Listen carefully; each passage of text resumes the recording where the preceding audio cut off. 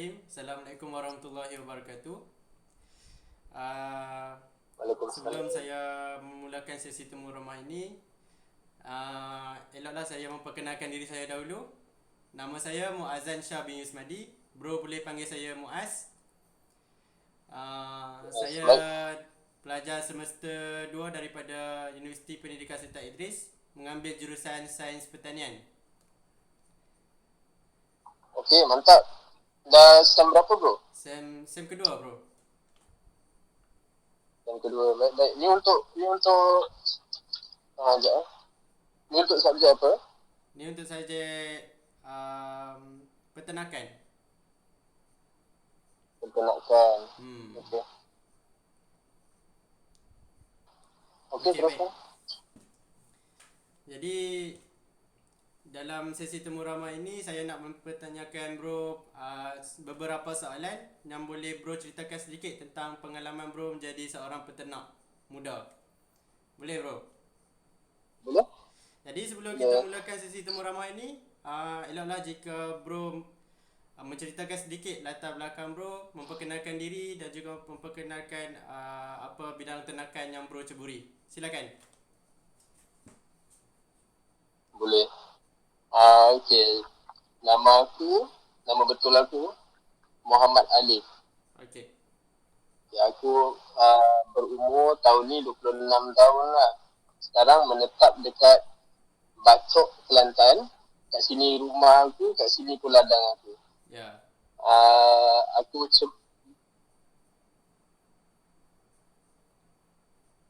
2 tahun lepas aku habiskan pembelajaran dalam diploma pengurusan bisnes. Aku tak ada ilmu peternakan tu secara formalnya aku tak ada. Oh. Okay, jadi bila 2 tahun ya, bila 2 tahun lepas aku habis belajar, aku buat keputusan untuk balik ke sini dan mula berjinak-jinak dengan peternakan. Peternakan pertama yang aku cuba ayam kampung. Tapi pada pendapat aku, market ayam kampung tak boleh buat skala besar sebab ayam kampung itu dia permintaan dia sangat niche. Maknanya tak semua orang mahukan ayam kampung. Jadi bila aku cuba benda lain, tengok-tengok permintaan telur itik sangat tinggi dalam Malaysia. Jadi aku buat keputusan untuk buat skala lebih besar sikit daripada yang aku mula. Aku mula dengan 30 ekor itik dulu. 30 ekor itik. Bila aku rasa dah selesa, bila aku rasa dah kenal dengan perangai itik, dengan pemakanan mereka, aku tambah lagi 30. So jadi 60. And then tapi masa tu aku beli dekat keliling kawasan rumah nenek. Ya. Lepas tu satu masalah dengan itik ni, dia bau, dia bising. Jadi aku pun buat keputusan untuk luangkan PKP tahun lepas dalam ladang ni. Dan time tu lah aku mula bina remban, aku bina pagar, aku buat telaga. Jadi lepas dah siap semua tu, aku masukkan lagi itik. Pada awalnya dekat ladang ni total dia 200 ekor. Jadi itulah cerita aku. Dan sekarang baru tambah lagi 300. Oh. Jadi itulah Ya, sedikit latar belakang bro. Okay. yes. Jadi saya kira itu soalan jawapan tu boleh menjawab soalan tentang bagaimanakah bro boleh memilih atau mencuburi bidang ternakan itik ni kot. Yes. Sekali, Ya. sekali. Okey, soalan seterusnya saya nak tanyakan tentang Ya, ya. berapakah bilangan dan juga jenis ternakan itik bro yang ada sekarang dan juga berapakah bilangan kandang yang bro ada sekarang. Silakan.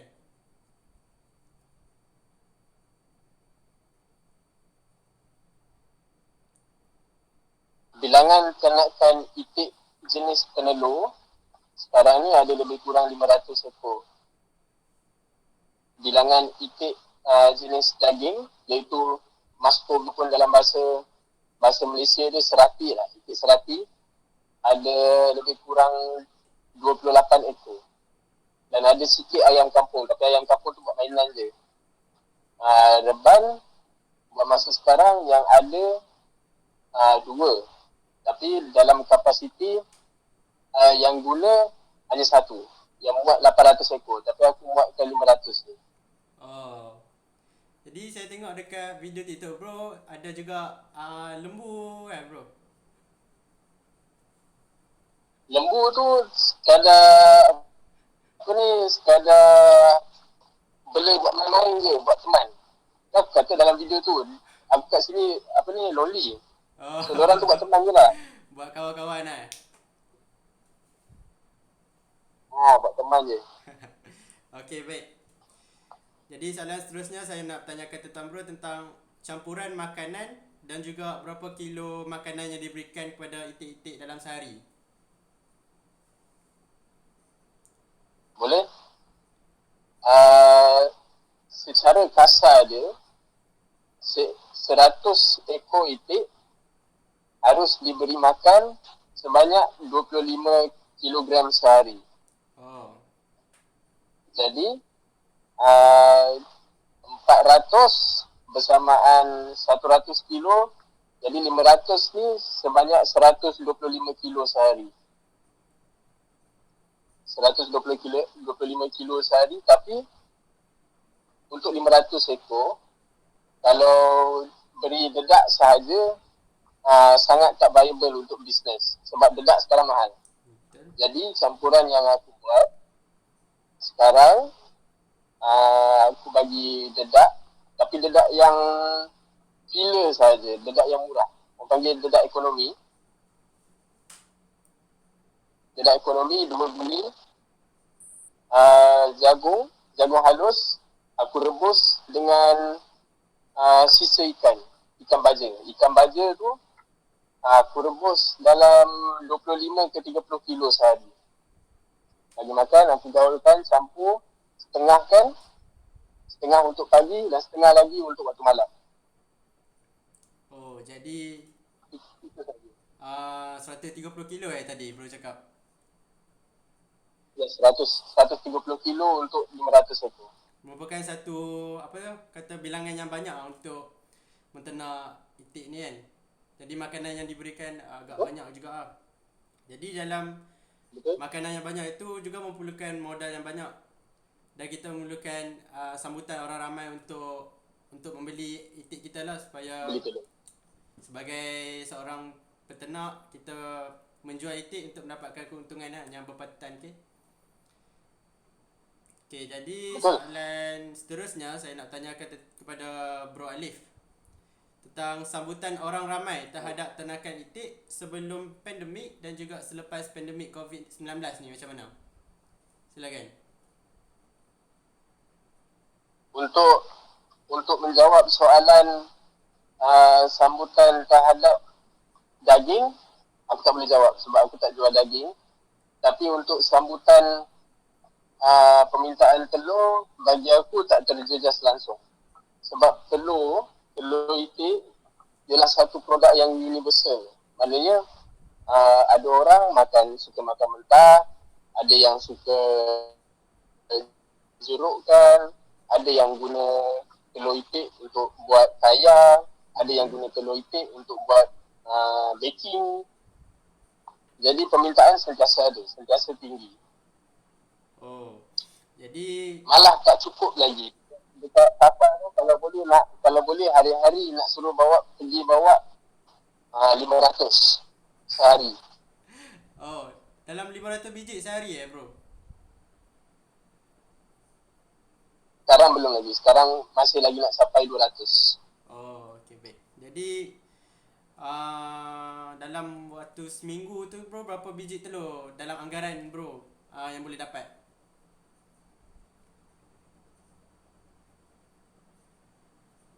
Dalam masa 5 hari boleh secah 1,000 lah. 1,000 telur. Masa sekarang dalam masa 5 hari boleh secah 1,000. Oh, banyak tu. Yes. Baik, soalan saya seterusnya ialah cabaran yang dihadapi oleh Bro Alif dalam mencuburi bidang peternakan itik ni. Apa cabaran yang boleh Bro Alif ceritakan sedikit? Satu cabaran yang aku tak boleh kawal ialah perubahan harga makanan ruji pada ternakan ni. Sebab kalau kita tengok harga pasaran ayam daging sekalipun, daripada awal tahun harga ayam daging ni jatuh RM4. Ya. Tapi sekarang harga ayam daging naik kepada RM8 sekilo. Jadi satu faktor luar yang aku tak boleh kawal ialah harga makanan ruji, iaitu dedak. Jadi itu satu cabaran bagi aku lah. Satu cabaran bagi aku ialah mencari sumber-sumber makanan mentah untuk diberi kepada itik. Macam contoh perut ayam,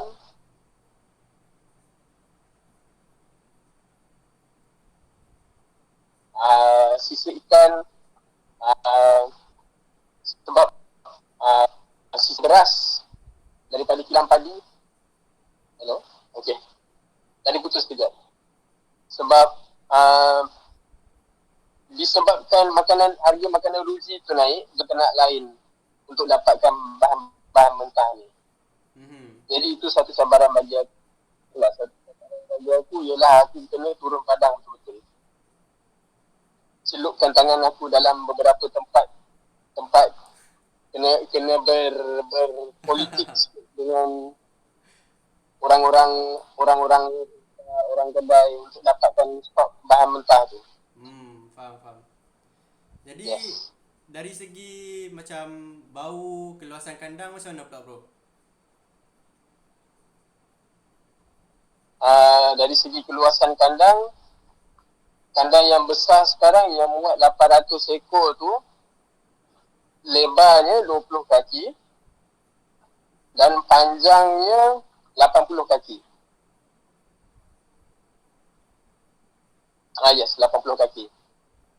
Dari segi bau pula, untuk menghindari daripada kawasan tu berbau, setiap minggu aku akan pokok dia punya najis dan jemur dekat tempat yang terbuka sampai kering.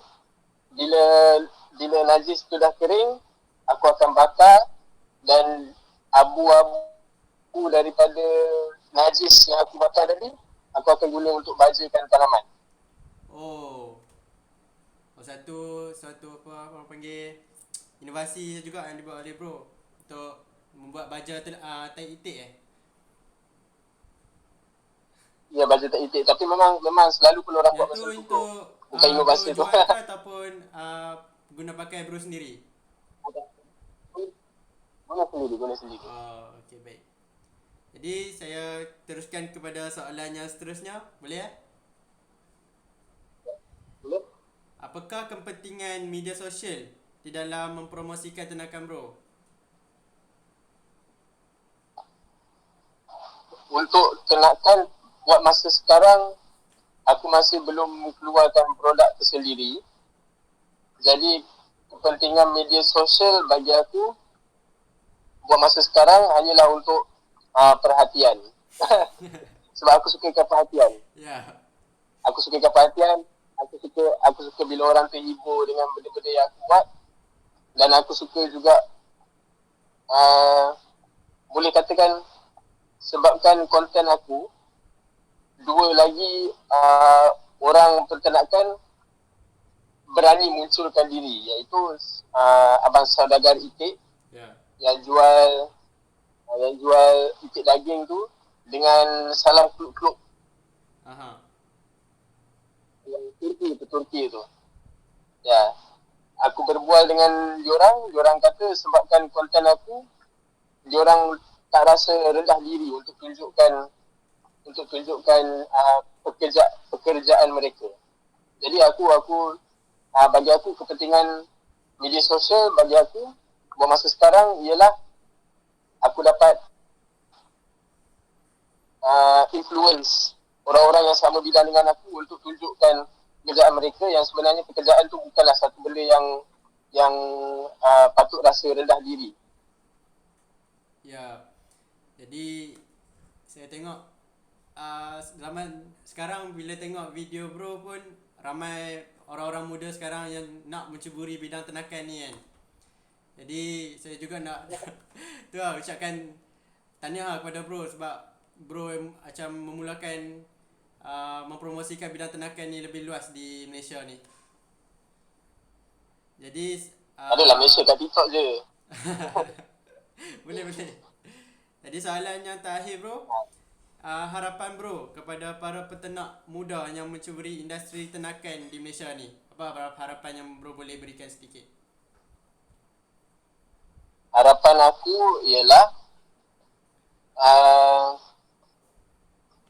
luaskan akal, selitkan akal dan luaskan telinga. Dengar daripada orang-orang yang lebih berpengalaman, tapi pada waktu yang sama cuba untuk cari cara tersendiri. Cuba untuk kenal ternakan. Macam aku ternak itik untuk production telur.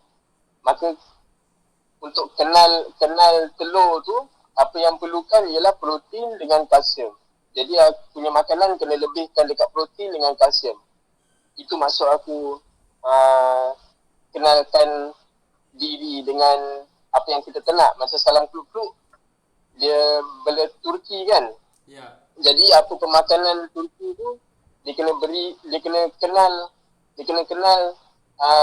Turki dia supaya Turki dia tak mati dan Turki dia membesar dengan sempurna lah. Jadi harapan aku supaya peternak-peternak yang nak ceburi bidang ni luaskan akal, luaskan telinga. Ya, terima kasih. Boleh tak? Boleh. Terima kasih kepada ucapan yang telah diberikan bro. Saya harap dengan ucapan bro ni ramai lagi anak muda di luar sana yang nak mencuburi bidang ternakan ini kerana kita tahu bidang ternakan ini merupakan satu bidang yang sangat penting di negara kita, merupakan satu sumber makanan, menjadi sumber makanan di negara kita. Jadi dia tidak akan putus lah bidang ternakan ni. Jadi sampai di sini sahaja saya punya sesi temu ramah bersama bro. Saya mengucapkan ribuan terima kasih kepada bro kerana sudi membantu saya menyiapkan membuat sesi temu ramah ini. Saya doakan supaya Terima kasih juga bro. Aku rasa sangat terharu tu sebenarnya. Ni tak formal lah. Kau borak dengan aku macam biasa je. Ni sembang-sembang. Thank you tu. Aku terharu tu. Sini. Sembang. Thank you tu. Jadi saya doakan Kau buat ni untuk apa dah? untuk assignment lecturer tentang Okay. pengalaman peternak-peternak muda di Malaysia ni. Jadi saya doakan bro supaya terus maju jaya dengan konten TikTok dan juga aktiviti peternakan yang bro ceburi ni. Semoga satu hari nanti bro akan terus berjaya dan terus maju. Sekian, itu sahaja daripada saya. Saya mengucapkan ribuan terima kasih kepada bro. Nanti kita akan, kalau ada sesi-sesi begini lagi, insyaAllah saya akan saya panggil bro lagi untuk buat sesi.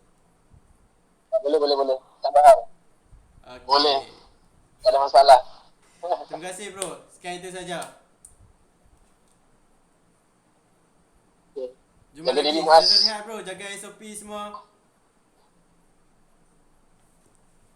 Jaga diri, jaga SOP, jaga hati.